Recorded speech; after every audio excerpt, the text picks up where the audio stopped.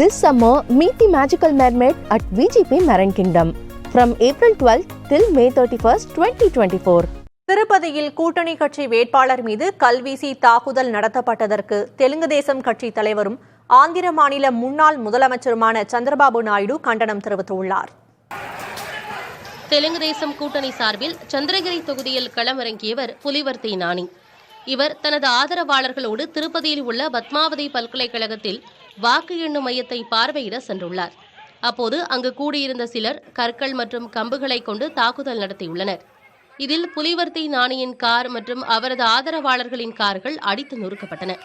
அத்துடன் தடுக்க முயன்ற பாதுகாவலர்கள் மீதும் தாக்குதல் நடத்தப்பட்டதில் அவர்கள் காயமடைந்தனர். இதனால் வாக்கு எண்ணும் மையத்தில் பதற்றமான சூழல் நிலவியது.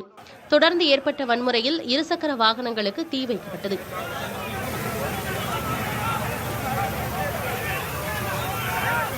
காவல்துறையினர் தடியடி நடத்தி வன்முறையை கட்டுக்குள் கொண்டு வந்தனர்.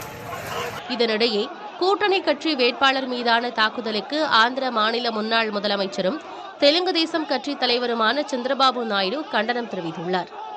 தேர்தல் தோல்வி பயம் காரணமாகவே இந்த தாக்குதல் நடத்தப்பட்டதாகவும் ஒய்எஸ்ஆர் காங்கிரஸ் கட்சியைச் சேர்ந்த 150 ரவுடிகள் கத்திகள் கம்புகள் கொண்டு தாக்குதல் நடத்தியுள்ளதாகவும் சந்திரபாபு நாயுடு கண்டனம் தெரிவித்துள்ளார். இந்த வன்முறை சம்பவம் சட்டம் ஒழுங்கை காவல்துறை கடைபிடிக்கவில்லை என்பதை காட்டுவதாகவும் வன்முறைக்கு காரணமானவர்கள் மீது தகுந்த நடவடிக்கை எடுக்கவும் சந்திரபாபு நாயுடு வலியுறுத்தியுள்ளார். This summer, meet the magical mermaid at VGP Marine Kingdom from April 12th till May 31st, 2024.